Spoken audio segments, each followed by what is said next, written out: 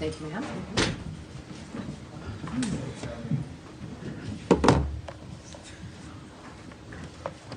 Hi, everybody.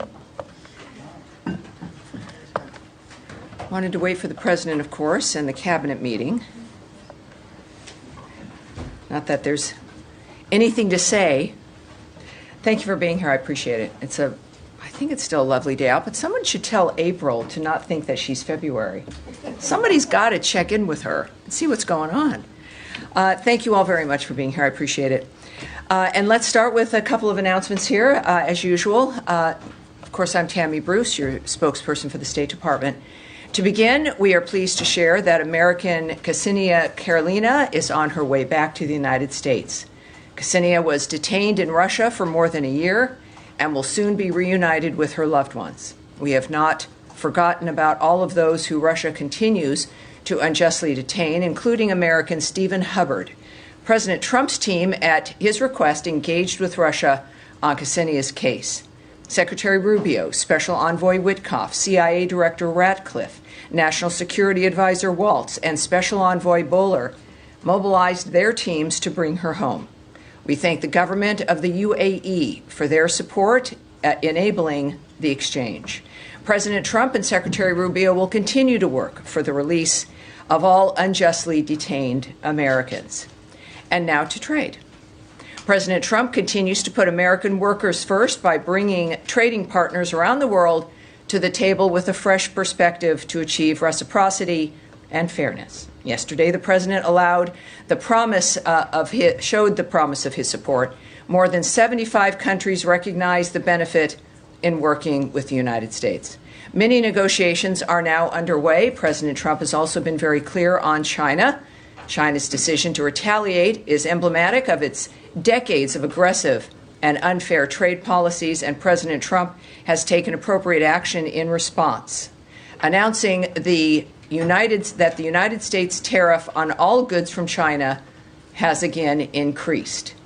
China's unfair trade practices are hurting not only the United States and our workers, but also market economies around the world. China has actively undermined the world trading order for decades. It is high time to correct that imbalance. President Trump is the first world leader brave enough to do so. Lastly, I want to share a message from Secretary Rubio to the people of the Dominican Republic. As the Secretary said, we are, quote, united in prayer as the people of the Dominican Republic grieve the recent tragedy that took place in Jet Set nightclub in Santo Domingo, which also resulted in the unfortunate death of at least one U.S. citizen and U.S. legal permanent residents. While rescue efforts remain ongoing, our hearts go out to the families and loved ones affected by this devastating event. The U.S. stands ready to support our Dominican allies amid this obviously horrible and difficult time. And now, turning it over to questions. Where will I begin? Matt Lee with the AP. Hello. Thank you, ma'am. Two things I just want to check to make sure that you don't have anything to add either on the release of the American or on the Russia-U.S. talks in Istanbul from the statement. Do you have anything to add on either of those? I have a few things I can add because I'm talking and I can't shut up. That's my situation here. So obviously we know this situation is that one thing I want to reinforce that I mentioned in my announcement is calling on Russia to release Stephen Hubbard, who has been detained for nearly 3 years. We continue to work to free Mr. Hubbard and all other Americans unjustly detained, and we have not forgotten about all those Russia continues to detain in this manner, to say the least. To secure Ksenia's release, Russian national Arthur Petrov, your alarm's going? Arthur Petrov was returned to Russia. And that is all I'll share in that regard. But obviously she is on her way home, and that is what the story is in that regard. And that's a promise President Trump made when he first came into office, was to make sure that all Americans being held around the world would, in fact, be home. And your other issue? Well, on the Ukraine, sorry, not Ukraine, the Istanbul meeting between the U.S. and Russia, presumably this swap did not come up there, but do you have anything to add to what was in the statement that came out earlier? I do, and let me get that for us. I think we have that right here. And I'm not quite sure why I don't. I might have to run right. Okay, well, come back around to you. I'll just go to my last one. What I can, for those of you not knowing what he's asking about, is a technical meeting in Istanbul regarding the bilateral relations and the embassies for both of us, and that's again, that has happened before. Again, it has nothing to do with Ukraine, nothing to do with expanding our relationship in any fashion in that regard, but really just about the nature of our embassies and the ability to manage them and conduct business as one would normally expect to be able to do so in a diplomatic mission. Okay, so then to my question that maybe you can answer a little bit on is the departure of Ambassador Brink from Kyiv. Do you have anything to say about that? I do. Says Tammy Bruce. Wow. All right. Because we had just discussed this. Right. Well, we also had discussed something a little bit yes, earlier. The blanket statement that we, the State Department, do not discuss personnel matters. Well, that is something we've discussed at great length. And in this particular case, Ambassador Brink's been ambassador at the embassy in Ukraine for 3 years, during a time of war for those 3 years, an extraordinary performance there, and we wish her well. At the same time, of course, it's a reminder when it comes to the issues that we think about that surround this conversation, is that we know that we're working for that war to end. And that is our focus, and we expect, of course, our work that will continue in that regard. But that's the nature of what we're focusing on here, and we wish her well, and that's really all we would say in that regard. Yes, Andrea. Can I follow up a bit? There are several Americans in Russia that were at least identified by Mickey Bergman and other groups who are active in this regard with trying to get Americans out, who are not designated yet as wrongfully detained. And I'm wondering if you could check or take the question as to whether there's any progress on elevating them to the level of wrongfully detained, which could accelerate them getting released. I think that was done by the administration with Mark Fogel. Right, I do know, yes. Again, the question about Americans who don't have a designation of being wrongfully detained is that if an American is being held, we are regularly looking at those cases. Okay. We're constantly addressing the nature of how they're held, why they're held, and if that designation might change. So it's not something we look away from. It's a regular effort. And so in the regard of anyone who's not been designated in that fashion, it is something, as you've noted, like with Mr. Fogel, that can change if circumstances merit it. And can you give us any details? There's some confusion. According to her lawyer, she was supposedly, Ksenia was arriving at 4 p.m. There are other reports that it is as late as 9 p.m. Can you give us any clarification about and when if she'll be going to the White House, or do you know anything more? And I have one more question to ask. Will she be going to Brooke Army Medical? Well, clearly there's still issues of privacy here. I'm not really going to talk about the choices she's made, where specifically she is going, or what the plans are for her involved in that, which are decisions that are going to be made in that environment and with her, which would not be appropriate to discuss.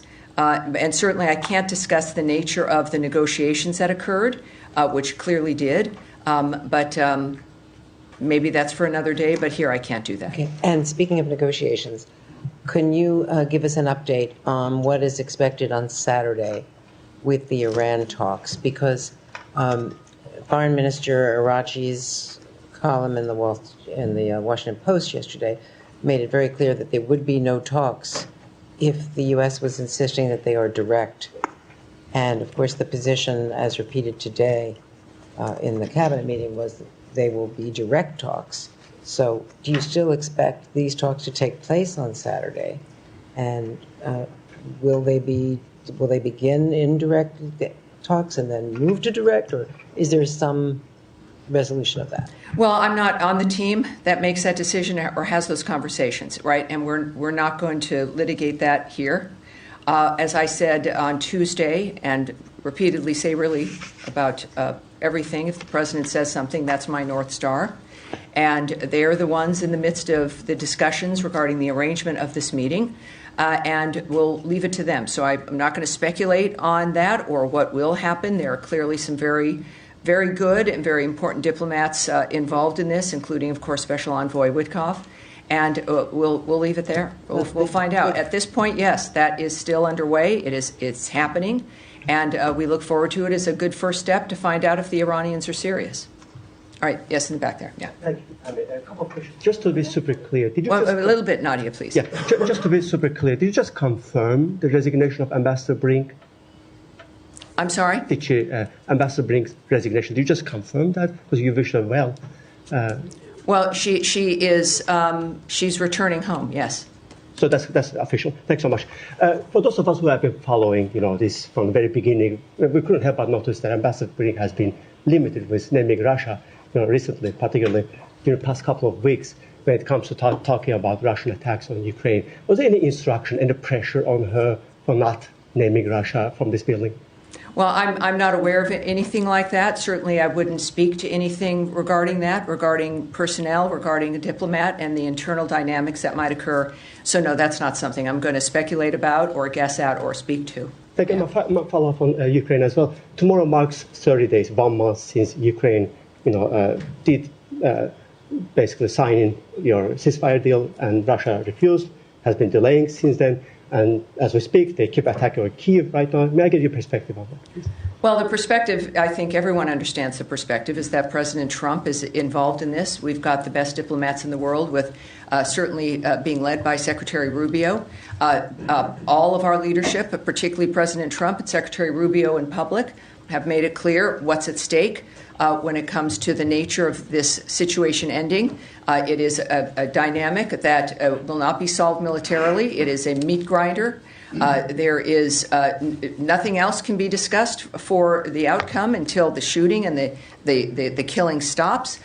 Secretary Rubio made clear at NATO in his press conference that we would, in fact, know in a matter of weeks if Russia was serious. And so we'll take him at his word, certainly, as we do. And I think Russia certainly needs to take that seriously, and we'll play that out. But this is not going to go on for 6 months or a year or anything else. And the president has also made it clear we want diplomacy. But the fact is that we're watching and judging as this process continues. Yes, sir. Thanks, Tammy.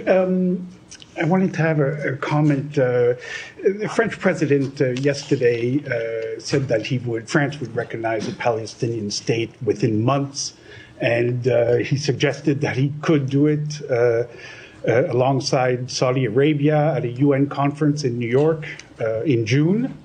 The U.S. has long opposed any unilateral recognition. Is that still your position? Do you have a comment on his? Well, I can tell you that we are aware of course, the reports that you refer to regarding the French government's remarks, and we refer you to them for further comment. What I can also, though, say is that the United States stands firmly with the state of Israel in its pursuit to bring all the hostages back home and the defeat of Hamas. The groundbreaking Abraham Accords and the devastating October 7th attacks have forever changed the Middle East. As a Special Envoy Witkoff has said, we need to explore new policy prescriptions that ultimately end up in a better life for the Gazans and the Palestinians. Look at the discourse that's now happening today, he said. We're actually engaging in a productive conversation around what is best for Gaza and how we can make people's lives better. This administration will continue to engage our partners in the region on a serious solution for Gaza that secures peace and the release of all the hostages, among them 5 Americans, including Idan Alexander. Tammy, can I just follow up on that Sure. very quickly? It's not just about Gaza. There's West Bank also. So, I mean... Well, I think it's fair to say that this is a region that has been in turmoil because of the support of death squads by Iran. Yeah. And so you have this dynamic that has been continuing and predictable and not stopping, and ceasefires being broken by the same groups. That's why when we say yes, new ideas for Gaza and the new idea that could break the Gazan people free from being hostages themselves of Hamas, is the same kind of solution that is also going to help the entire region. That is it. This is not an isolated framework that only fits into a corner. This is a solution that is for the region, and our regional partners, of course, understand that as well. Nadia. Thank you, Tammy. Just to follow up on Leon's question, the president said that he's open to different ideas. So when the secretary goes with him to Saudi Arabia next month, will that meeting also be expanded to have a Middle Eastern conference whereby the Palestinian issue will be discussed? Well, I don't know what the plan is when it comes to the content. That is something that we would have to speculate about or guess at, and we really shouldn't do that, obviously, with a multitude of issues facing the region. So it's the details I can't imagine about. It's not something I'm going to do, but I think that kind of a visit, of course, is at the hallmark of President Trump's vision when it comes to his own presidency, but also how to change the course of the Middle East and to make it better for everyone there. So I know that he's looking forward to having conversations that surround that aspect. And Iran, yes, sir. just quickly, just follow up. One more, go ahead. Just on the technicality. So is this meeting on Saturday is going to be one-off, or it depends on what has been achieved on Saturday, and will be a direct talk, i.e. in the room it will be 2 delegations, the Iranians and the Americans, and the Omanis in the middle, or the exchange of conversation will be across the table? Well, what happens on Saturday would, I suppose, determine whether there's more. Right now, this is a meeting that is arranged. It is not part of some larger scheme or framework. It is a meeting to determine whether or not the Iranians are serious. Mm-hmm. And so that clearly would be the goal of that singular meeting and effort. As far as the arrangements or what the rooms are or who's in which rooms, I don't have that for you, and I'm not going to speculate. Yeah. Tammy, yes, sir. Yes, sir. Thank you so much, Tammy. I really appreciate it. I just want to go back to your response to Leon, where you said we need to explore new policy prescriptions that ultimately end up in a better life for the Gazans and the Palestinians. Are they one and the same in your mind, or are you disassociating the Gazans from Palestinians? So I'm talking about the people in the region, the people who live in the Gaza Strip. That's who we're talking about, the people who face a danger every single day because of the nature of what Hamas has done to that region and to that strip of land. I think that no matter who you are and how you identify, the fact is that no human being deserves to remain in that kind of an environment because Iran is funding death squads that take over the space and use you as a human shield. While we may become inured to that kind of hell, and the people in it generationally become affected and also believe that this is just normal life, that is a crime in and of itself. And there is the human spirit is so strong that we do know, especially for those who survived October 7th, those who got out of the hostage framework. One woman whom we honored here at the State Department, who is a survivor of that massacre. The strength in these individuals who move through this is astounding, how they survive psychologically and physically. That is what unifies us, all of us in this room, all of us engaged in this kind of a framework. It's that it's human beings, it's families, it's mothers and fathers, it's young people dancing at a music festival, it's people of faith, it's people of no faith, it's people who just simply are looking forward to that night or to getting married or to having children or thinking about college or thinking about moving somewhere or just living their life as their parents lived their lives. That's who I'm talking about. And that's what every peace effort that President Trump and Secretary Rubio work for every single day. If there is one thing our generations can look to here, is the fact that we, at the very least, seriously tried. And so when I refer to someone, whatever part of the world they're in, that's who I'm referring to. The Israelis, the Arabs, the Egyptians, the Palestinians, people of Gaza, Jordan, whomever. This is where we have to move past, is the nature of what keeps us together and what unifies us. Yes. Yeah, please, Saeed, please. On that, the yes. UN Secretary General called Gaza a killing field. He noted that it's been more than a month since Israel has allowed aid into Gaza. Are you guys pushing Israel to allow humanitarian aid into Gaza, given it has been a month and conditions are incredibly dire, people are dying, and you just mentioned folks need to be able to live? Sure, yes, they do. And when there was, of course, a ceasefire. Aid was flowing into the region. People were getting food and other aid that they needed, including medical aid, because of the ceasefire that allowed that to move forward. We, of course, stand by our ally Israel. The ceasefire was abandoned by Hamas. It's not just a feeling, it's a fact of the matter that there was a ceasefire and aid was flowing. Hamas abandoned that ceasefire, decided that it was, I don't know what they would decide, but it's the kind of thing that monsters do and continue to do. So obviously the work does continue every single day in that region and other regions to stop the fighting, to make sure that civilians are protected, that the next day that they might still be alive. So because you might not see something in the news, and I know this is your business, doesn't mean, or you don't see announcements, doesn't mean that that work isn't continuing to regain that ceasefire so that aid can continue, as we also stand by Israel and the nature of what's happening for them and how as they still deal with the fighting. This is not good for anyone in that region. But yes, our work continues to get back to that ceasefire, to make sure that people can get aid and to survive this, which is the sole focus of all of our efforts for that region. Can I just quickly yes, follow? sir, please. Go ahead, sir. Yes. Thank you. With regard to extradition of the Abu Rana, who was convicted in the Mumbai terrorist attack and sought after in India, he has been transferred to India right now. He landed in India this morning, U.S. time. How does the secretary sees this as a message to the terrorists who are operations from U.S.? Yes, that we do have an update for you on that.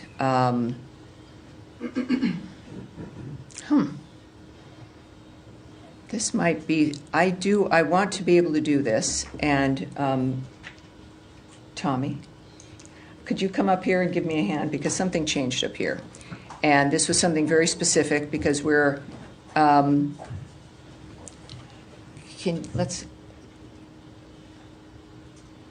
I don't want to speak randomly here. There we go. Thank you, sir. Tommy Pigott, everyone. You're my principal deputy. You will be seeing him soon, briefing you. When I'm unable to brief, Tommy is the one next in line. So there you go. Already proving himself. He is. He's a fan favorite with the team here in the building as well. Thank you, sir. All right. So good question, sir. On April 9th, the United States extradited Tawar Hussein Rana to India to face justice for his role in planning the horrific 2008 Mumbai terrorist attacks. Some people watching may not remember these, but I encourage you to look them up and to find out exactly how horrible this was and the importance of this situation today. These attacks resulted in the tragic loss of 166 lives, including 6 Americans, that shocked the entire world. The United States has long supported India's efforts to ensure those responsible for these attacks are brought to justice. And as President Trump has said, the United States and India will continue to work together to combat the global scourge of terrorism. So he is in their possession, And we are very proud of that dynamic. Thank you. Yes. All right. Yes, sir, in the glasses here. One more on Iran.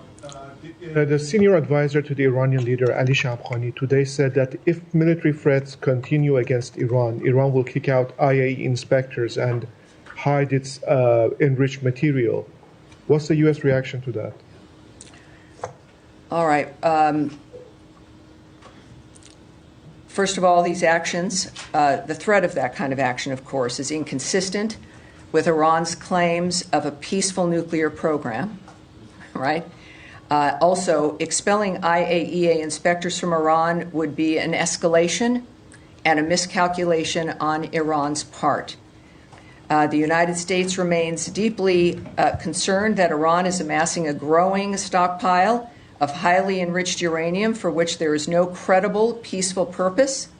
Iran is the only non-nuclear weapon state producing highly enriched uranium at this level. Also, beyond the threat to expel the international nuclear inspectors, but also threatening to transfer its stock of uranium to secret locations. And again, why would one need to do that if it was for peaceful energy work? Doesn't make much sense. So again, it is an escalation and a miscalculation on Iran's part if they were to do so. All right. Yes, go ahead.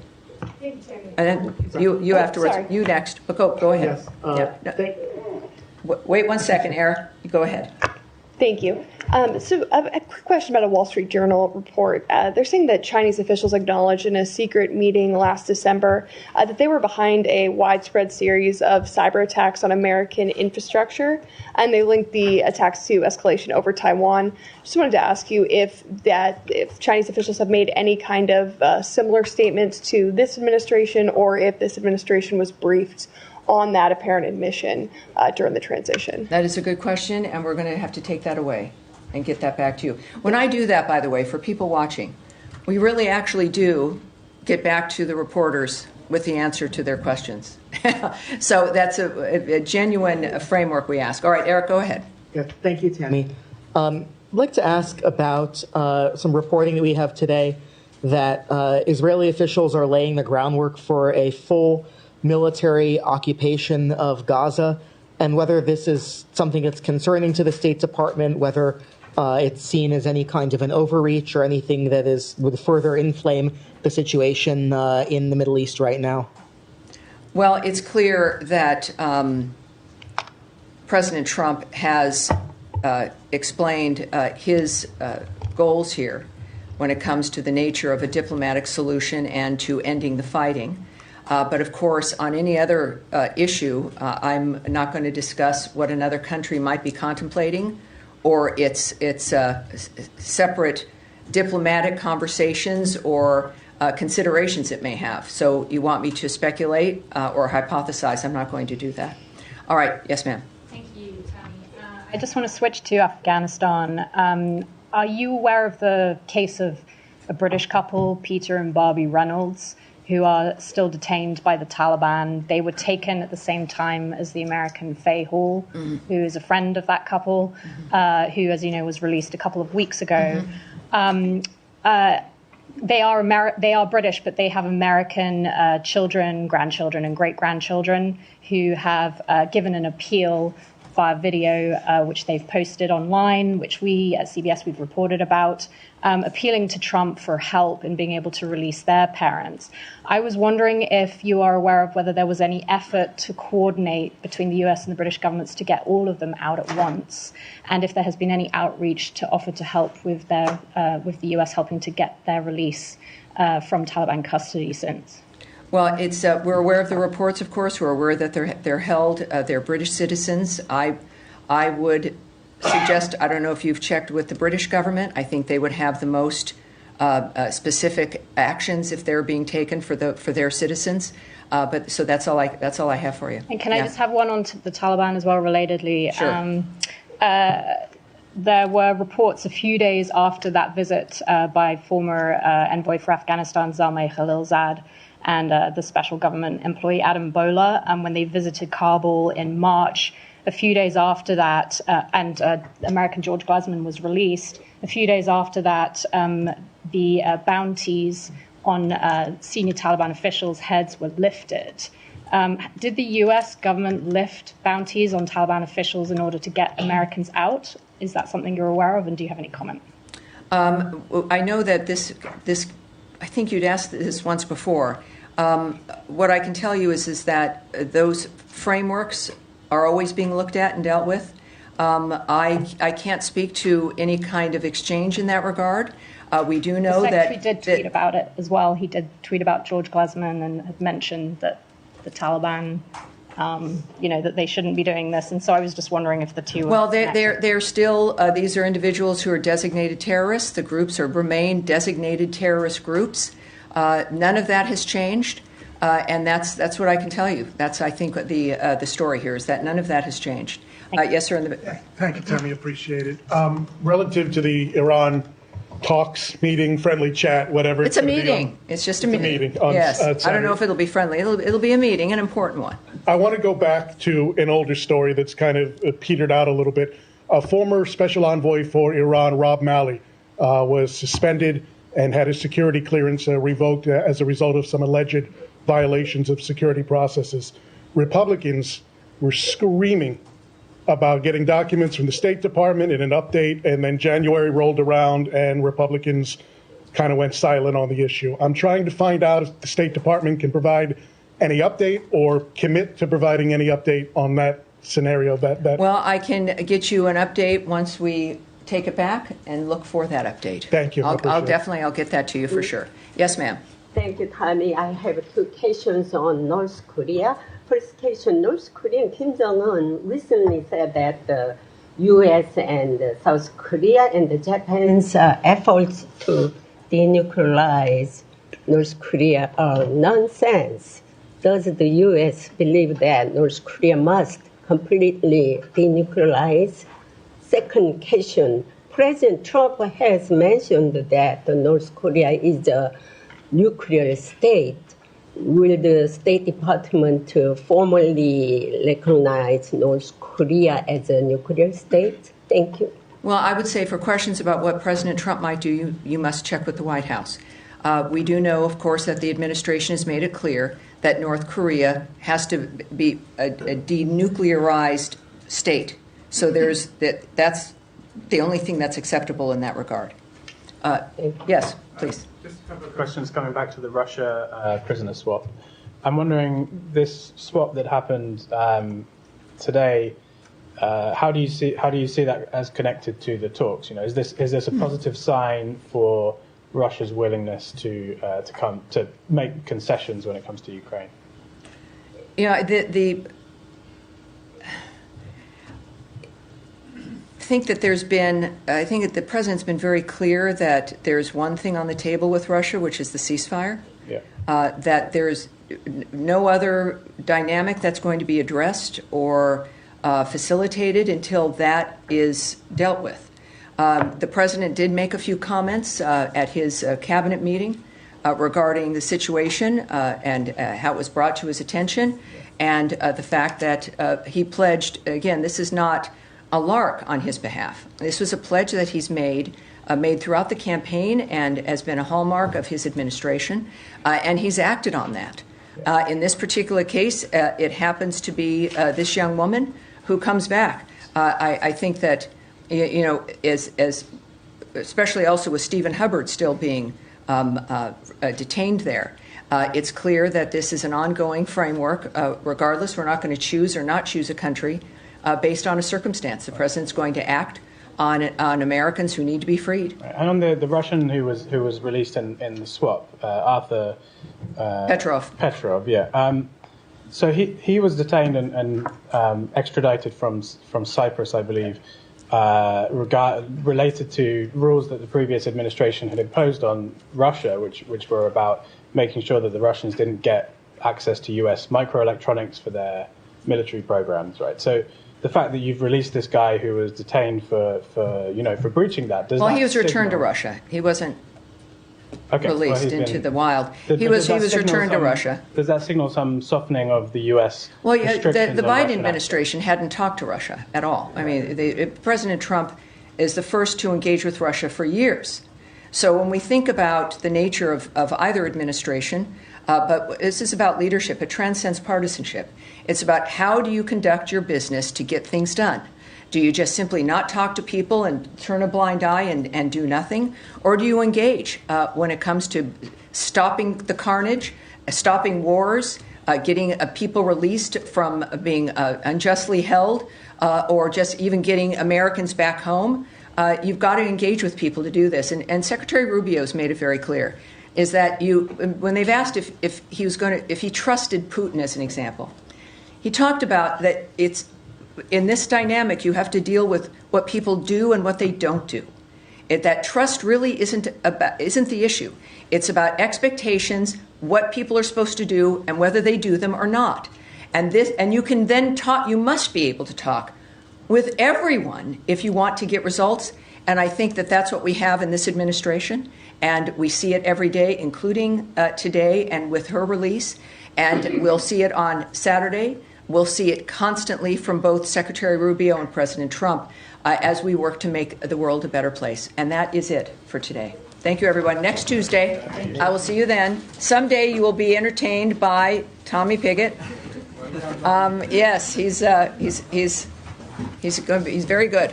So I feel very safe that you'll be in his hands. Tammy Bruce.